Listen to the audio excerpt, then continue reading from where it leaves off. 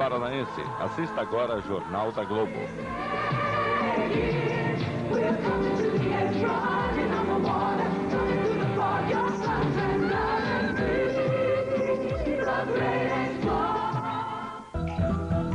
Festival de Verão. Oferecimento Smirnoff. A felicidade é um estado de Smirnoff. E Antártica, uma paixão nacional. Olha o Globeleza chegando. Lá vou eu. Hoje a festa é na avenida, no carnaval da Globo. Feliz eu tô de bem com a vida e lá vou eu. Hoje a festa é na avenida, no carnaval da Globo. Feliz eu tô de bem com a vida, vem amor. Vem, deixa o meu samba te levar. Vem nessa pra gente brincar, pra embalar a multidão. Sai pra lá, solidão. Vem.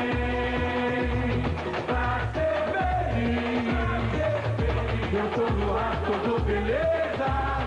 Eu tô e tô legal. Na tela da TV, no meio desse povo. A gente vai se ver na Globo. Na tela da TV, no meio desse povo. A gente vai se ver na Globo. Lá vou eu. Hoje a festa é na avenida, no carnaval da Globo. Feliz eu tô de bem com a vida e lá vou eu. Atenção, emissoras da Rede Globo. 5 segundos para o próximo programa.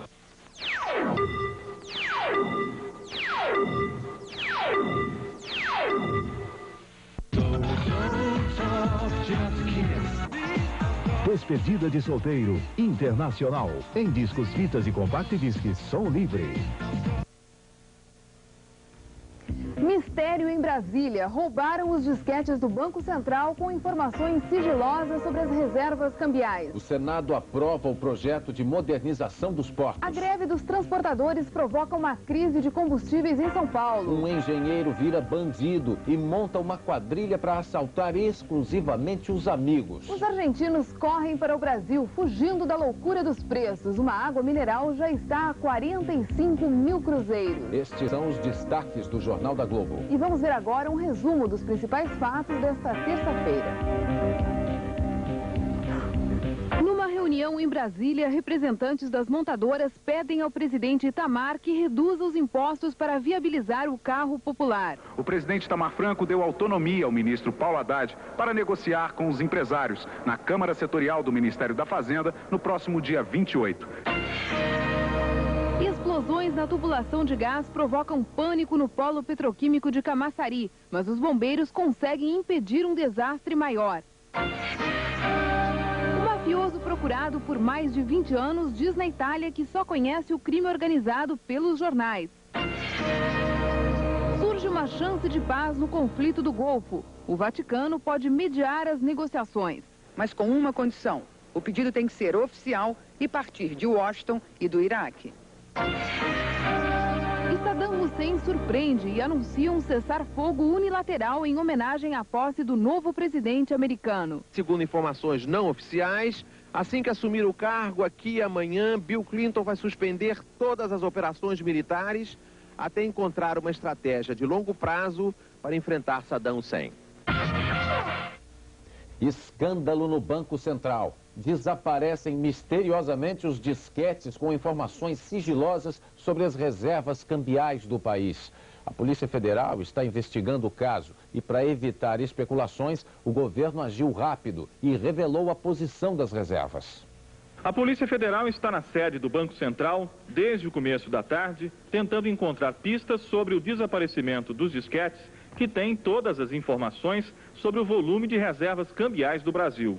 A polícia ainda não divulgou qualquer resultado da investigação. Assim que soube do desaparecimento dos disquetes, o presidente Itamar Franco determinou ao ministro da Fazenda e ao presidente do Banco Central que divulgassem imediatamente a posição das reservas cambiais brasileiras nos últimos 3 meses, para evitar especulações tanto no Brasil como no exterior.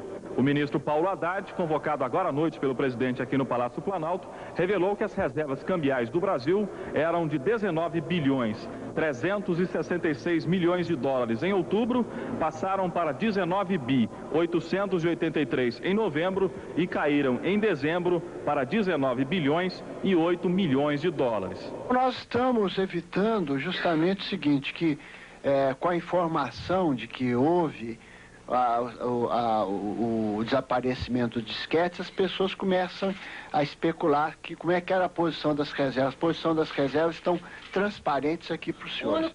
O presidente Itamar Franco pensa em chamar 2 mulheres para o ministério e pensou em convidar a ex-prefeita de São Paulo, Luísa Erundina, para a Secretaria de Administração. O presidente encarregou o líder do governo no Senado, Pedro Simon, de fazer uma consulta prévia aos líderes do PT. A sondagem foi feita no final da tarde e o presidente do PT, Luiz Inácio Lula da Silva, disse que o convite criaria problemas internos no partido. Lula lembrou que a última reunião do Diretório Nacional aprovou uma resolução vedando a participação de filiados do PT no governo. Uma conversa com Lula, numa conversa informal, eu fiquei sabendo que o PT não gostaria que alguém do PT fosse convidado porque criaria um problema interno para o partido. E isso eu fiz chegar ao presidente Itamar. O Senado aprovou nesta terça-feira à noite o projeto que moderniza os portos brasileiros. Os senadores fizeram 2 mudanças no projeto, que agora volta para votação na Câmara dos Deputados. A votação do projeto que moderniza os portos brasileiros durou apenas 5 minutos. Mas antes foram quase 4 horas de negociação para se fechar um acordo entre os líderes de todos os partidos. O projeto acabou aprovado, mas com modificações. Cria-se o contrato coletivo de trabalho. Se em 90 dias não se chegar a um acordo, será constituído um órgão gestor de mão de obra do trabalho portuário, formado paritariamente por empresários e trabalhadores. Em caso de impasse, um representante do poder público decide a questão. Agora o projeto volta para a Câmara dos Deputados. Ele deverá ser votado ainda durante esta convocação extraordinária que vai até o dia 10 de fevereiro. A outra emenda ao projeto determina que parte da arrecadação dos portos seja destinada ao treinamento de mão de obra. Agora os deputados têm 2 opções: ou votam o projeto original da Câmara ou aprovam a nova versão do Senado. A seguir, a greve dos transportadores deixa a Baixada Santista sem combustível. E a meteorologia prevê nova seca para o Nordeste.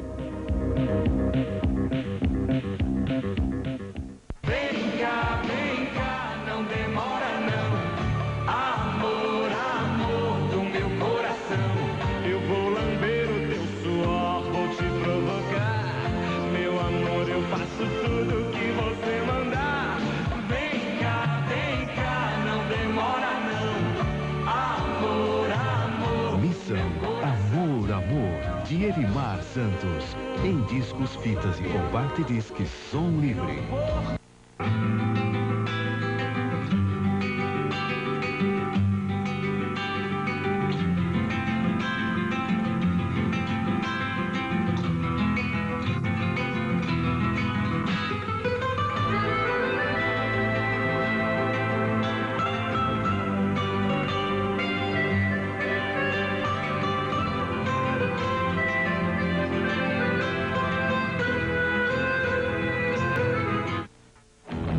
Justiça Final. Um avião sequestrado por um psicopata. Último aviso, juiz. Abre esta porta agora! A equipe de Nicholas Marshall em ação para evitar uma tragédia. Nesta quinta, episódio inédito de Justiça Final.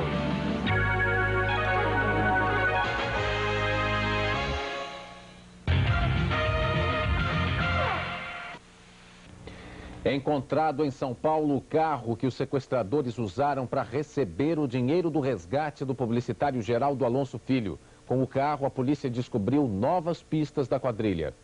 O carro foi comprado pelos sequestradores numa loja de revenda de veículos usados.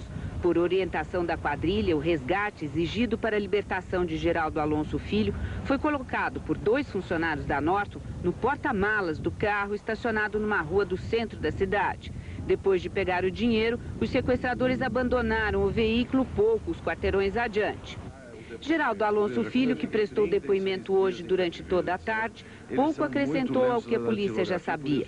O publicitário admitiu que não se lembra de quase nada que possa ajudar as investigações. Mas eu não dei nenhuma informação adicional a não ser além daquelas que eu já havia dado a vocês. Aos poucos, a polícia está conseguindo traçar um perfil da quadrilha que sequestrou Geraldo Alonso Filho. Informações dadas hoje pelo publicitário e pelo dono da loja onde o carro da quadrilha foi comprado revelam que alguns sequestradores falavam em português, outros em espanhol. E este é mais um dado que coincide com as histórias dos sequestros dos empresários Abílio Diniz, Luiz Salles e Beltrán Martinez. Os 3 foram sequestrados por uma quadrilha composta por brasileiros e argentinos.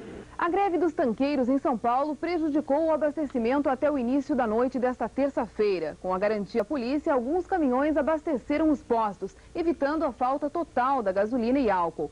O Sindicato dos Transportadores de Combustível avisa que a greve continua nesta quarta-feira. A reivindicação da categoria é um aumento de 78% no preço do frete. A Baixada Santista, no litoral de São Paulo, é a região mais atingida pela falta de combustível. 80% dos postos estão com os tanques completamente vazios. Em Cubatão, a fila de caminhões em frente à distribuidora da Petrobras é cada vez maior. Sem combustível, 80% dos 200 postos que atendem a Baixada Santista tiveram que fechar nesta terça-feira. A situação se agravou ainda mais porque, nesta época do ano, a população da região fica 5 vezes maior e o consumo diário de álcool e gasolina sobe para 1 milhão de litros. Um posto como este vende, em média, de 6 a 8 mil litros de combustível por dia. Com a greve e o aumento de 17% dado pelo governo, o prejuízo para os donos de postos da região chega a 2 bilhões e 300 milhões de cruzeiros. Vamos ficar zero de combustível e com um prejuízo enorme. Temos aí com 12 empregados aí parados, esperando a solução que o governo vai dar. A previsão é de que o estoque de combustível acabe nesta quarta-feira. Por isso, muita gente saiu à procura dos poucos postos que ainda estão funcionando. O medo é um só: ficar a pé. Estou querendo abastecer porque estou subindo para São Paulo para não ficar na mão, não ficar no meio do caminho. Está caótico, viu? Estou correndo a cidade toda, está muito difícil. Nem crise, nem recessão. O setor de franchising fechou o ano de 92 mostrando enorme vitalidade. Teve um crescimento de 30%, com quase 6 bilhões de dólares de faturamento. Pizza, um belo cheeseburger ou você prefere comida árabe? Antigamente era preciso gente especializada para preparar tudo isso. Hoje, nem tanto. Nesta praça de alimentação, no centro de São Paulo, a maioria dos donos nem sabe como se prepara comida. São franqueados que pagam pelo direito de explorar uma marca já conhecida no mercado. Ângelo Coiro é engenheiro civil. Eduardo Murta, ex-campeão brasileiro de judô. Os dois, através do franchising, resolveram investir em um fast food de comida árabe. Se deram bem. Você é um ex-lutador de judô. Dá para se meter no ramo de comida? É justamente aí é que a franquia entra, né? Dando todo o suporte atrás da gente. Estamos aprendendo junto com o pessoal aí. No ano passado, enquanto quase todo mundo se queixava da crise e da recessão, o setor conseguiu crescer 30%. Passou de 4 para 5,6 bilhões de dólares em faturamento. E quem mais contribuiu para esse crescimento foram os franqueados dos Correios. João Teixeira trabalhou durante 17 anos nos Correios. Saiu para se associar a este comerciante que há 20 anos atuava no setor de autopeças. Cansado dos altos e baixos da economia brasileira, resolveu mudar de área. Eu ansiava na ocasião, sair da turbulência de mercado, aí, da situação econômica do país, congelamento, choques econômicos, e buscava um parceiro comercial que me desse um bom respaldo. E encontrei o Correio. E estou feliz com ele. O crescimento de 1.100, 1.200 unidades num ano foi absolutamente estrondoso, no caso do Correio. É um fenômeno que se repetiu antes e vai se repetir ainda os próximos anos. Um alerta dos meteorologistas: a seca no Nordeste vai começar mais cedo este ano. As chuvas que caíram ano passado no Nordeste não foram suficientes para encher os açudes. Os meteorologistas do INPE avisam que a região vai sofrer ainda mais. O período crítico da seca, que em 92 começou em outubro, neste ano se inicia 2 meses antes. Em muitas dessas regiões do Nordeste, já não chove há 2, 3 anos. Para regularizar essa situação, nós precisaríamos de um ano muito chuvoso, o que não será o caso esse ano. Então, em algumas regiões, vão permanecer condições de seca. A seguir, a polícia prende o engenheiro que só assaltava os amigos. E os estudantes que foram para o Iraque estão num hotel de luxo.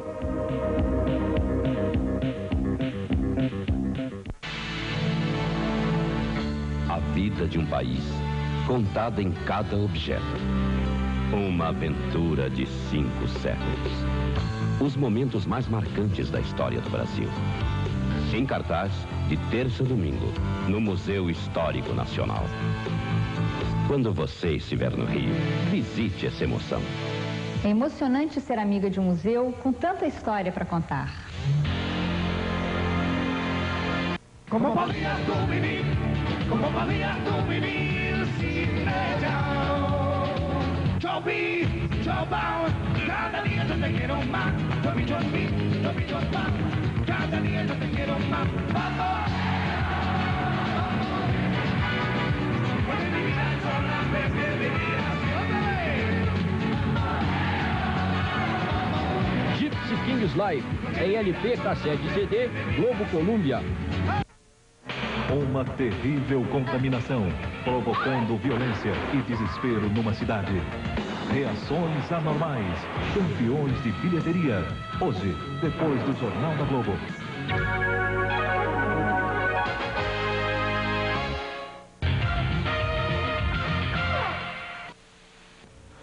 Saddam Hussein anuncia um cessar-fogo para esta quarta-feira, dia da posse de Bill Clinton. Segundo o presidente iraquiano, esta é uma maneira de expressar boas intenções em relação ao novo presidente americano.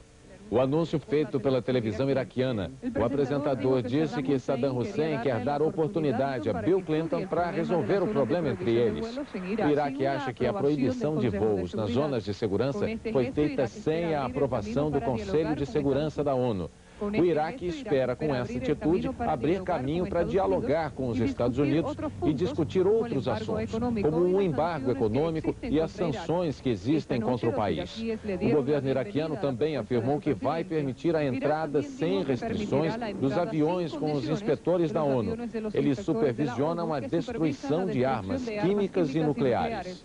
Bill Clinton recebe nesta quarta-feira a herança política de George Bush. E mais uma vez, o novo presidente deve dar continuidade aos atos de um ex-governante. Paulo França.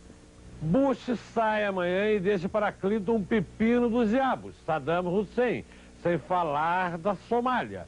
Clinton queria começar voltado para questões internas, mas vai ter de resolver problemas sérios de política externa. E essa história do Papa agora oferecer seus bons ofícios para uma paz entre os Estados Unidos e Saddam não vai dar muito certo, porque basta que Saddam Hussein cumpra as sanções que lhe foram impostas pelo Conselho de Segurança da ONU, que os bombardeios americanos cessam. Mas Saddam está querendo testar o novo presidente dos Estados Unidos. Deve achar que Clinton é um ditador como ele e que, assumindo o poder, vai mudar a política americana. Mas aqui os presidentes mostram uma enorme continuidade nos seus atos. São eleitos democraticamente dentro do mesmo consenso. E, além disso, os precedentes mostram que as guerras mais sérias em que os Estados Unidos esteve envolvido neste século foram começadas por presidentes democratas. Woodrow Wilson na Primeira Guerra, Franklin Roosevelt na Segunda Guerra, Harry Truman na Coreia e John Kennedy, Guerra do Vietnã. Portanto, Saddam não tem saída. Estão bem os 2 estudantes brasileiros que foram ao Iraque participar de um ato de solidariedade ao povo iraquiano na semana passada.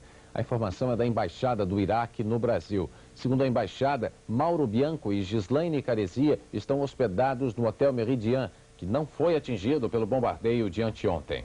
O frio continua destruindo e fazendo vítimas. As avalanches de neve mataram 56 pessoas na Turquia e isolaram uma cidade na Noruega.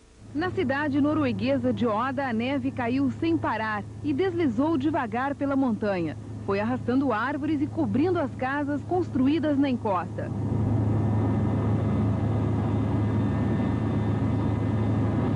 A avalanche deixou a região isolada. Uma pessoa morreu. A polícia prende em Porto Alegre um engenheiro que chefiava uma quadrilha muito especial. Ela só assaltava os amigos do engenheiro. A quadrilha foi descoberta depois do assalto a esta residência. Um dos bandidos, Fernando dos Santos, foi morto pelo dono da casa. Na polícia, a mãe do assaltante deu o nome dos outros integrantes do grupo. O chefe seria o engenheiro Antônio Carlos Rodrigues da Silveira. Com as informações da mulher, a polícia chegou a Luiz Roberto Vicente. Ele confirmou que o engenheiro planejava as ações do grupo. Aqui na polícia, o assaltante confessou que o engenheiro, além de dar todas as orientações sobre a casa e sobre as vítimas, ainda dirigia o carro que ia garantir a fuga do local. A vítima do último assalto ficou chocada quando soube quem era o chefe da quadrilha. O engenheiro Antônio Carlos era amigo da família e frequentava a casa. O engenheiro foi preso hoje quando dirigia esta caminhonete comprada recentemente. A polícia ainda não sabe quantos roubos foram executados pela quadrilha, mas sabe que o engenheiro, que se diz ex-assessor do governo, costumava indicar residências de conhecidos como alvo dos assaltos. A seguir, a loucura dos preços em Buenos Aires. A água mineral custa 9 vezes mais do que no Brasil. E o Museu de Arte Moderna ganha uma coleção com 4.000 obras.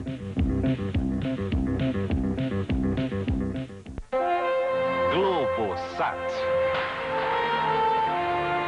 Um ano de cinema. Um ano de informação. Um ano de emoção. Um ano de variedade. Globosat. Primeiro aniversário. Opção inteligente. Jangadas ao mar, pra buscar lagosta, pra levar pra festa, em Jaboatão. Quem é de sambar, vem agora, vem agora, vem agora, pra dizer no pé não vem hora, não demora, não demora. Mangueira, teu cenário é uma beleza, se a natureza... Pérolas, Bete Carvalho, em discos, fitas e compact discs, som livre.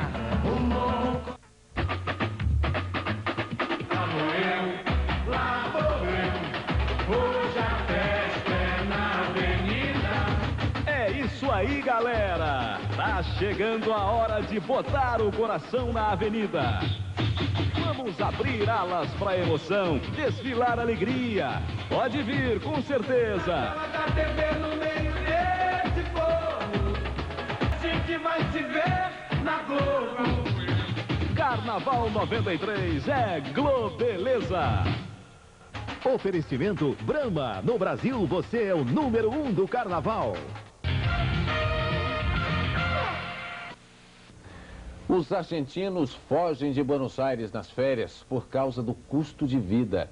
A capital da Argentina está entre as 10 cidades mais caras do mundo. A pesquisa publicada nesse, que é um dos maiores jornais do país, prova que Buenos Aires é a 10ª cidade mais cara do mundo. Tomar uma água mineral em Buenos Aires hoje é mais caro do que tomar essa água em Madrid, em Roma ou em Nova York. Aqui ela custa $3,30. Nas outras 3 cidades, o preço máximo da água é $2,10.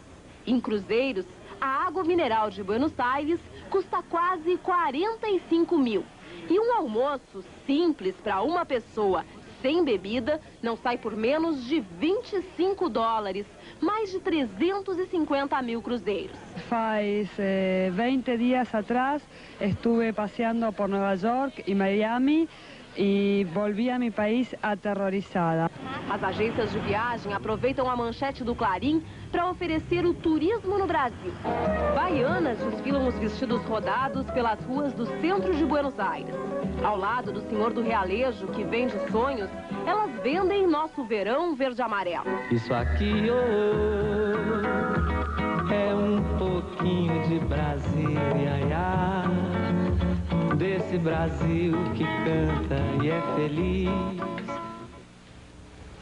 O ministro das Relações Exteriores, Fernando Henrique Cardoso, está nos Estados Unidos para assistir à posse de Bill Clinton. Ele conversou com o repórter Paulo Henrique Amorim sobre o que pode mudar nas relações do Brasil com os Estados Unidos depois da posse do novo presidente. O senhor acha que o presidente Clinton vai ser melhor para o Brasil do que o presidente Bush?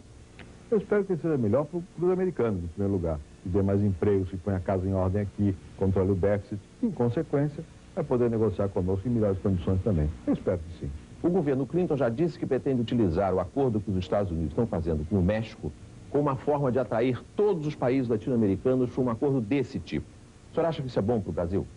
Pode ser bom para o Brasil, porque amplia mercado, mas nós temos que preparar a nossa indústria para competir. Isso então nós vamos ver com muito realismo e se for bom para o Brasil, por que não? Mas não é melhor para o Brasil ficar com o Mercosul em vez de entrar num acordo como o NAFTA? Não há contradição entre as coisas. O Mercosul vai ser sempre o interlocutor com o NAFTA. Nós estamos comprometidos com o Mercosul, mas os países do Mercosul têm uma visão semelhante à nossa. Nós estamos progressivamente ampliando as zonas de livre comércio. Hoje, de novo, o Conselho de Segurança da ONU se reuniu para examinar a questão do Iraque. O Brasil faz parte do Conselho de Segurança. Qual é a posição do Brasil? Em primeiro lugar, o Brasil segue as decisões da ONU, segue rigorosamente em todas as matérias, com relação ao Iraque e com outras matérias também controvertidas. Em segundo lugar, nós achamos que essa consulta foi boa, porque nós precisamos também saber até que ponto vai a reação aos desmandos que há no Iraque. Então, isso foi um passo importante. Acho que o Conselho de Segurança tem que ser cada vez mais ativo e nós queremos participar de igual para igual. Muitos países europeus estão dizendo que os Estados Unidos estão usando a ONU para retaliar contra o Iraque e não estão adotando uma atitude similar com relação ao problema dos muçulmanos na antiga Iugoslávia e com relação à deportação de palestinos por Israel. O que o Brasil acha disso? Bom, o Brasil, com relação à deportação, já se manifestou do mesmo modo como se manifestou com relação à questão da Bósnia e à questão da Iugoslávia. Nós estamos de acordo em que é preciso que haja um tratamento igualitário. Evidentemente, há que dosar as reações à gravidade das ofensas, mas não se pode ter um tratamento discriminatório, castigando mais a uns e, de alguma maneira, sendo leniente para com outros. Essa é a nossa posição. O Museu de Arte Moderna, no Rio, tem, a partir de hoje, o acervo mais completo da América Latina em obras de pintores brasileiros. O colecionador Gilberto Chateaubriand fez uma espécie de doação de 4.000 peças ao museu. Este óleo de Pansete, Paisagem de Itapuã, foi o primeiro da coleção de Gilberto Chateaubriand.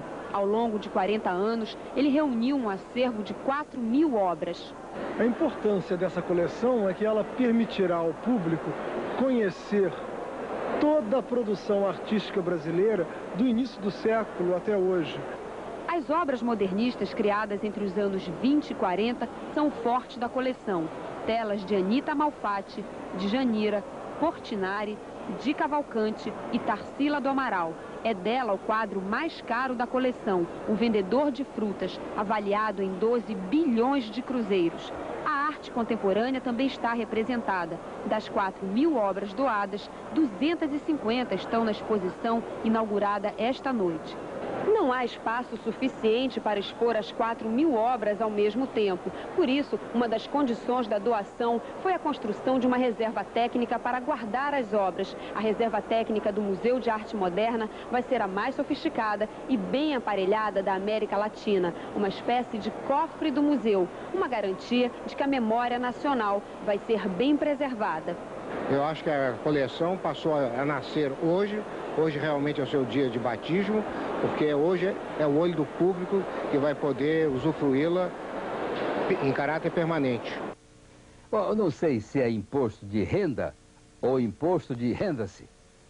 Agora simplificaram, mas este ano a declaração estava tão complicada que você tinha que fazer dezenas de operações aritméticas e mais uma operação plástica para retirar as olheiras que você ia adquirindo, por ficar acordado até de madrugada fazendo conta. Inclui até cálculo nos rins. Quando me perguntam se eu faço algum exercício, eu digo que faço. O imposto de renda, exercício de 92. Se o salário de todo mundo é tão simples, chegando a ser simplório, por que não uma declaração simples, né? Mas não, é cálculo em UFIR, mês a mês. O FIR cheia, o FIR Diet, E os abatimentos, eu fico abatido só de pensar no imposto de renda. Um amigo meu colocou o patrão dele como dependente. Afinal, o meu patrão depende de mim para viver, ou não depende? E os bens? O Salviano me diz, Chico, eu vou ter restituição, sabe? Porque eu vou declarar meus bens. A patroa e minhas 3 amantes que vivem do meu bem para cá, meu bem para lá, meu bem para cá, meu bem para lá. E as deduções. No imposto de renda, a dedução a que a gente chega é que devia ter ganho mais e ganhamos menos. Este ano eu ganhei muitos cruzeiros, muitos. Agora, dinheiro, pouquíssimo. E a última hora de entrega mudou. A data final vai ser 15 de maio. Eu disse para o Silveira, Silveira, vai ter prorrogação. Ele respondeu, tudo bem, vou decidir o meu nos pênaltis. E o Jornal da Globo termina por aqui. Uma boa noite. Boa noite e até amanhã. Rede Paranaense, assista agora em Campeões de Bilheteria, Reações Anormais.